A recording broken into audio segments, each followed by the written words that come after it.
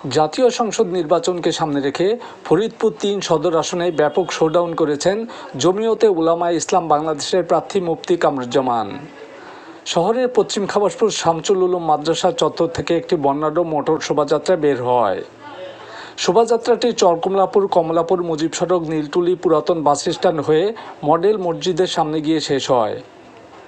Motor শোভাযাত্রায় ফরিদপুরের বিভিন্ন শ্রেণী পেশার ব্যক্তিবর্গ ছাড়াও ইসলামী দলগুলোর বিভিন্ন পর্যায়ের নেতৃবৃন্দ উপস্থিত ছিলেন। মুফতি কামরুজ্জামান ফরিদপুরের সুনামধন্য দ্বীনী শিক্ষা প্রতিষ্ঠান শামসুল উলুম মাদ্রাসার প্রিন্সিপাল হিসাবে কর্মরত রয়েছেন। তিনি জমিয়তে উলামায়ে ইসলাম বাংলাদেশের কেন্দ্রীয় কমিটির সহকারী মহাসচিব এবং ফরিদপুর জেলা শাখার সভাপতি। মোটর শোভাযাত্রায় অন্যান্যের মধ্যে উপস্থিত ছিলেন সংগঠনটির সাধারণ সম্পাদক মাওলানা ইসমাইল, সহসভাপতি মুফতি জাকির হুসাইন, মাওলানা মানসুর আহমেদ, মাওলানা দেলোয়ার হোসেন, যুগ্ম সাধারণ সম্পাদক মাওলানা আব্দুল মতিন, সাংগঠনিক সম্পাদক মাওলানা কবির আহমেদ সহ জেলা ও উপজেলার নেতৃবৃন্দ। পরে দোয়ার মাধ্যমে মোটর শোভাযাত্রাটি শেষ হয়। এ সময় মোনাজাত পরিচালনা করেন প্রবীণ আলেম মাওলানা মোহাম্মদ আবুল হুসাইন। আগামী জাতীয় সংসদ নির্বাচনে মুফতি কামরুজ্জামানকে ভোট দেবার আহ্বান জানান জমিয়তে উলামায়ে ইসলামের নেতৃবৃন্দ। মুফতি কামরুজ্জামান সাহেব হলেন এমন একজন ব্যক্তি যার বর্ণাঢ্য একটি জীবনী রয়েছে। তিনি শুধুমাত্র বাংলাদেশেই নয়, তৎকালীন সময় ৮০ দশকের একজন বিশেষ রাজনীতিবিদ ছিলেন। বিশেষ করে মুফতি ফজলুল হক আমিনী রহমাতুল্লাহ আলাইহির একান্ত স্নেহধন্য ব্যক্তি ছিলেন। লালবাগের আন্দোলন সংগ্রাম থেকে শুরু করে তিনি সমস্ত রাজনৈতিক কর্মকাণ্ডের সাথে বাতিলের বিরুদ্ধে কলম ধরাসহ বিভিন্ন বিষয়ে তিনি দেশে অবদান রেখেছেন এবং বহির্বিশ্বেও তিনি শাইখুল হাদিসের দায়িত্ব পালন করে এসে বর্তমানে ফরিদপুরের ঐতিহ্যবাহী জামিয়া আরাবিয়া শামসুল উলুমের প্রিন্সিপাল এবং শাইখুল হাদিসের দায়িত্ব পালন করছেন।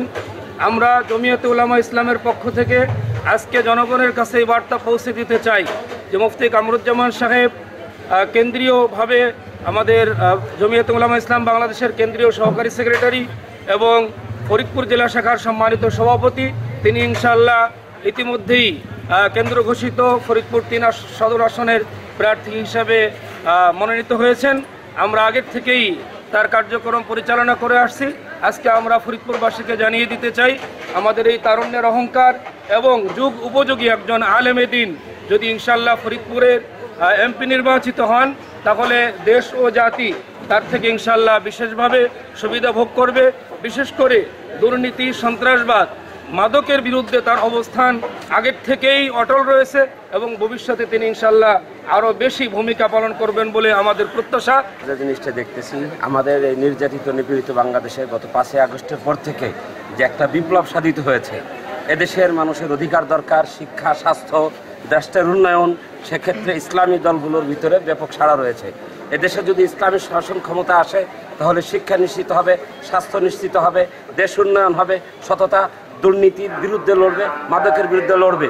এক্ষেত্রে দক্ষ এবং আন্তর্জাতিক সারা বিশ্ব অভিজ্ঞতা সম্পন্ন ব্যক্তি মুফতি কামরুজ্জামান সাহেব যদি এ জায়গায় আসে তাহলে ফরিদপুর একটি মডার্ন নগরে পরিণত হবে, মাদক দুর্নীতির বিরুদ্ধে লড়বে, সমাজে ইনসাফ ন্যায় প্রতিষ্ঠা হবে, প্রত্যেক শ্রেণী তার অধিকার ফিরে পাবে, গরিব শিক্ষা, স্বাস্থ্য, সেবা এবং খাদ্য নিশ্চিত হবে। সেজন্য স্বপ্নের ফরিদপুর গড়তে আমাদের ধারণা মুফতি কামরুজ্জামানের বিকল্প নাই।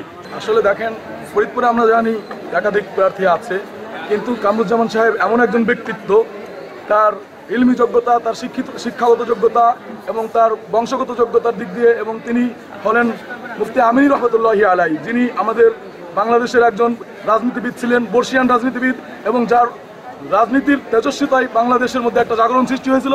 মুফতি কামরুজ্জামান সাহেব হলেন সেই আমিনেরই হাতে গড়া ছাত্র এবং তার হাতেই তিনি রাজনীতি শিখেছেন। তো আমি ওই জায়গা থেকে প্রত্যাশা এটাই করি যে আমিনী রহমতুল্লাহি আলাইহি যেভাবে সফলতা অর্জন করেছেন, মুফতি কামরুজ্জামান সাহেবেরও সফলতার পথ সুগম হয়ে গেছে আমিনী রহমতুল্লাহি আলাইহির কারণে। মুফতি কামরুজ্জামান বলেন, ন্যায়ভিত্তিক ও বৈষম্যহীন সমাজ প্রতিষ্ঠায় তিনি কাজ করে যাচ্ছেন। ফরিদপুরবাসীকে সাথে নিয়ে তিনি তার কর্মকাণ্ড পরিচালনা করার প্রত্যয় ব্যক্ত করেন। কেন্দ্র থেকে যেহেতু আমাকে মনোনয়ন দেওয়া হয়েছে, আমরা চেষ্টা করছি জনগণকে এই কথা বোঝানোর জন্য যে আসলে যখন ক্ষমতা উলামাদের হাতে থাকবে, ইনশাআল্লাহ সমাজে শান্তি শৃঙ্খলা বজায় থাকবে। ঘুষ, দুর্নীতি, অশ্লীল কাজ, অসামাজিক কাজ থেকে আমাদের ছেলেমেয়েরা বিরত থাকবে। আমরা এই জায়গাটাই চেষ্টা করব যেন আমরা একটা সুন্দর সমাজ উম্মতকে জনগণকে দিতে পারি। আসলে সবাইকে তো ভোট দিবে না, আমরা আমাদের জায়গাটা থেকে স্পষ্ট করতে চাই মানুষ একটা ভালো জায়গায়, অনেকেই আছে যারা আমাদের সাথে যোগাযোগ করেছে, তারা একটা ভালো জায়গায় ভোট দিতে চায়, যাদের থেকে তারা একটু আশাবাদী। আমরা সেই জায়গাটা থেকে চেষ্টা করছি। এর অর্থ এই না যে আমি এটা হয়ে যাব, আমরা আমাদের জায়গাটা থেকে সামর্থ্য অনুসারে চেষ্টা করব। ফলাফল তো আল্লাহ পাকের হাতে, অন্য কেউ আসতে পারে, আমরাই আসবো এটা কোনো জরুরি না। এটা কোনো আমরা উম্মতের সামনে, জনগণের সামনে নিজেকে পেশ করছি এই জন্যে যে আপনারা যে আপনাদের ভোটটা সঠিক জায়গায় দিতে চান, তো সেই জায়গাটা থেকে আমাদের এই ময়দানে আসা।